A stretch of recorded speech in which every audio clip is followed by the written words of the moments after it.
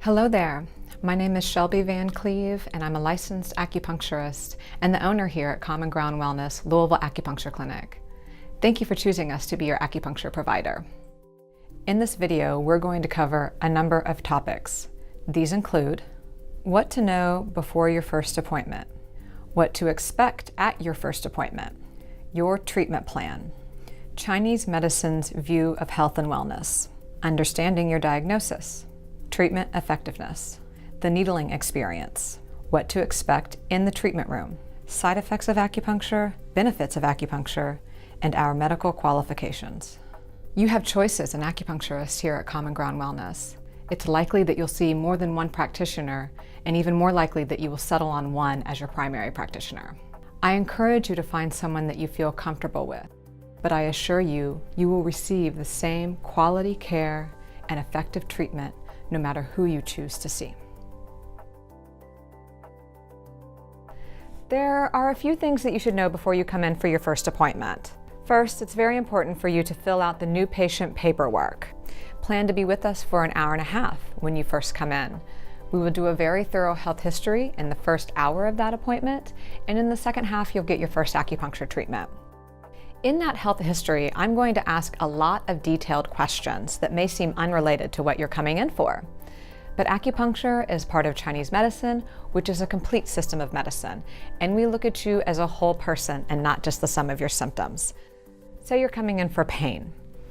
I'm going to ask you about your sleep, about your digestion, about your energy level, so that I can get to the root of what's causing your issues and tailor a treatment plan specific for your needs. In that first appointment, after we finish with our interview, I'll do a couple of diagnostic techniques. I'm going to feel your pulse, and I'm going to make you stick out your tongue, and I'm probably going to poke around on your belly. When I feel your pulse, I'm not looking at your blood pressure or your pulse rate. Each radial pulse has 3 different positions, and each relates to a different organ system. So through my questioning, I come up with an idea of what I think is going on, and then the pulse and the tongue are my system of checks and balances. So I can check in with the organ system and see what it feels like in your body. When I have you stick out your tongue, I'm looking for more climactic conditions. So just as out in nature, you can see when we get too much rain, that the ground is boggy and damp. In the heat of the summer, everything is dry and hot, and we easily have forest fires. These kinds of things happen within our body as well. Some people are too hot, some people are too cold, some people are too dry, some people are too damp, and we see these kinds of climactic conditions on the tongue. So these are traditional diagnostic methods we use in Chinese medicine, and you'll expect to go through these when you come in for your first appointment.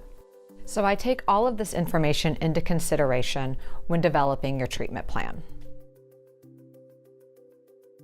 In your second appointment, we will go over the details of that treatment plan, and in all the subsequent appointments, we will just focus on treatment and checking in about symptom progress. I will give you my best guess as to how many treatments it will take for you to get the benefit that you're looking for.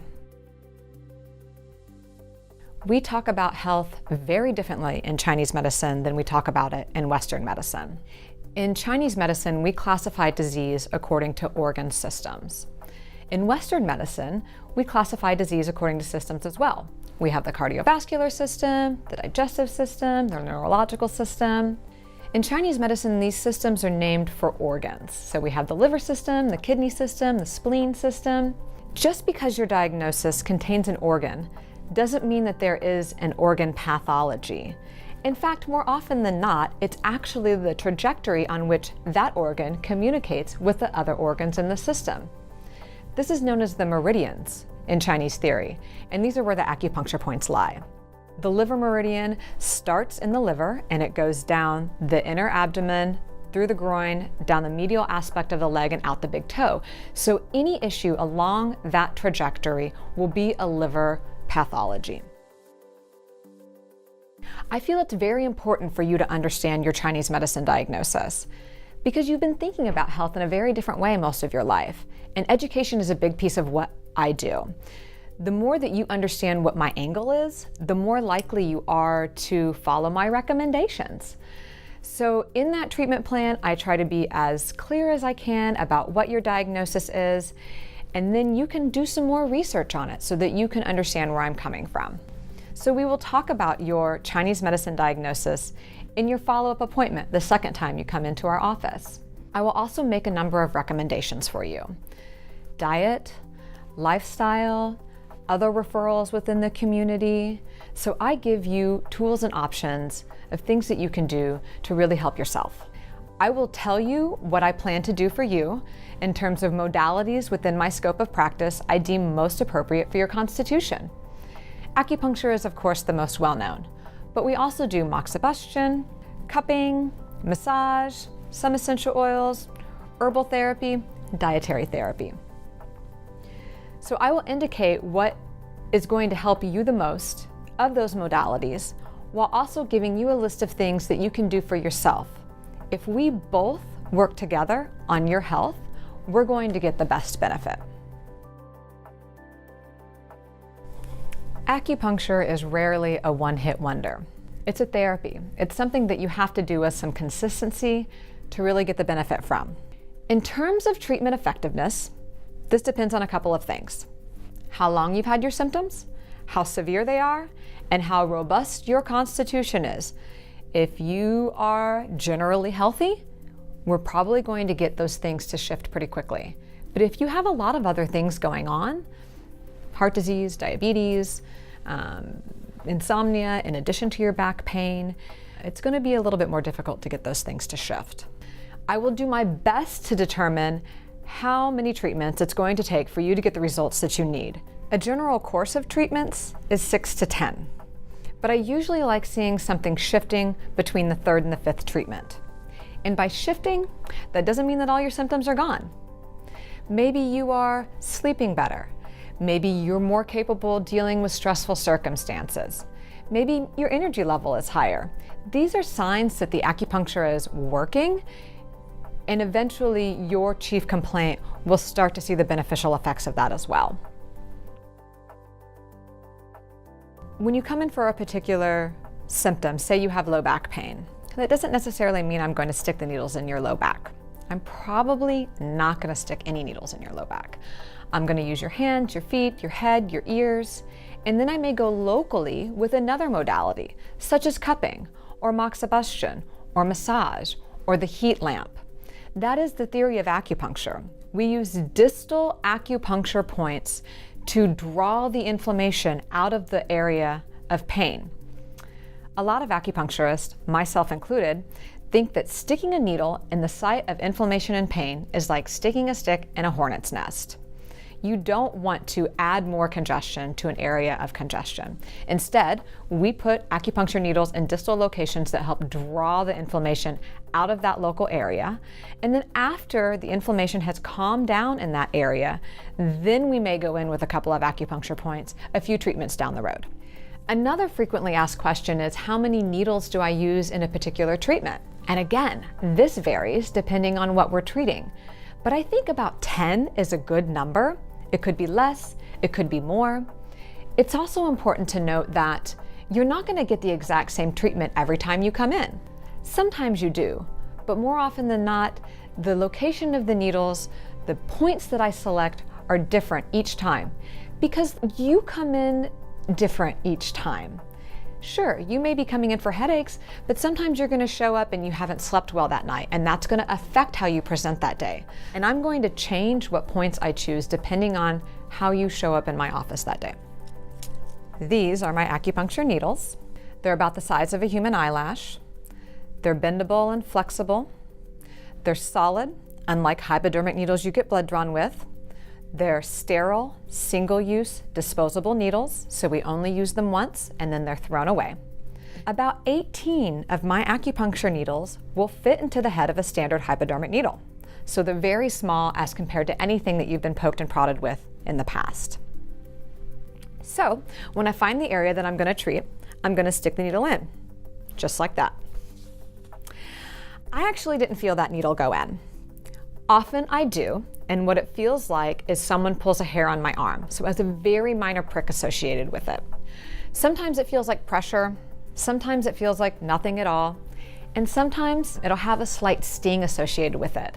And what that feels like is when they prick the tip of your finger to take your blood sugar. But it's fleeting. It's about a second and then it's gone. Same thing with the acupuncture.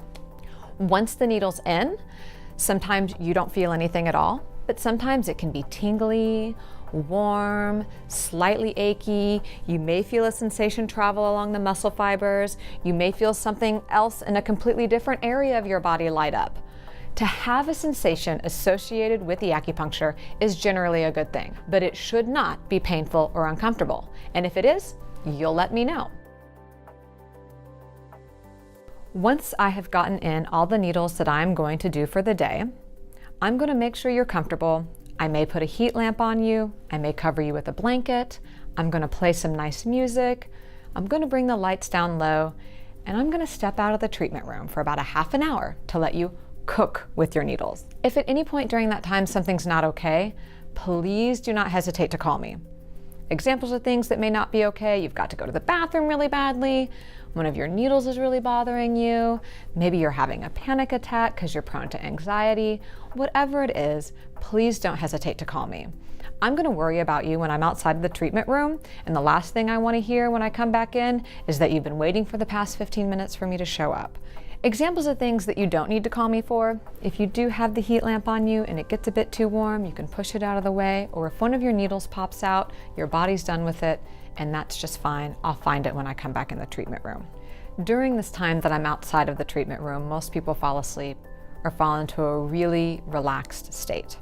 And when your time is up, I'll come back in and take your needles out. Acupuncture is a very relaxing experience, and most of us are quite used to being tense and bound up, and when we actually relax and let go, it can be disorienting. Acupuncture causes a head change. In the trade, we call it acustoned or aculand. It's generally a pleasurable sensation, but the first time or two you experience it, it may feel like you're dizzy or lightheaded. So please take your time getting up off the table until you know how your body's going to respond. That being said, it is very rare that you fall into that acustone state the very first time you come in for treatment, because you have your guard up. You don't know me, you don't know the procedure, you don't know what to expect. But once you get used to what goes on here at Common Ground, you can let your guard down and really relax in your treatments. In terms of side effects, sometimes there's a drop of blood at the insertion site. I will hover over with a cotton ball and get that cleaned up as best I can, but if I miss anything, there are tissues for you to use. The most common side effect is that you may occasionally get a bruise, especially if you're anemic, on blood thinners, or just tend to bruise easily. It happens pretty regularly.